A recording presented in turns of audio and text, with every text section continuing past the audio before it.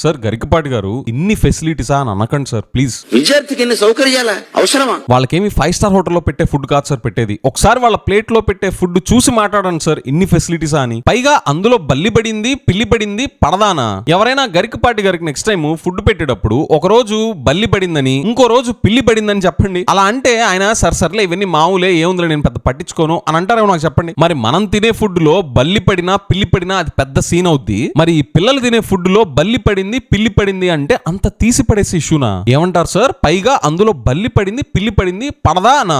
Sir మీరు తినే food లో అయినా మేము తినే ఫుడ్ లో అయినా ఆ పిల్లలు తినే ఫుడ్ లో అయినా బల్లి పడకూడదు సార్, పిల్లి పడకూడదు సార్. అలాగ పడితే పడదా అని అస్సలు అనకూడదు సార్. ఇంకా చెప్పాలంటే మనం తినే ఫుడ్ లో పడినా పర్లేదు కానీ ఆ పిల్లలు తినే ఫుడ్ లో పడకూడదు సార్. చూడండి ఇవన్నీ ఇంత స్కాలర్లీ పర్సన్ కి ఇంత చదువుకున్న వాళ్ళకి చెప్పాలా? కానీ చెప్పాల్సి వస్తుంది. ఎందుకు?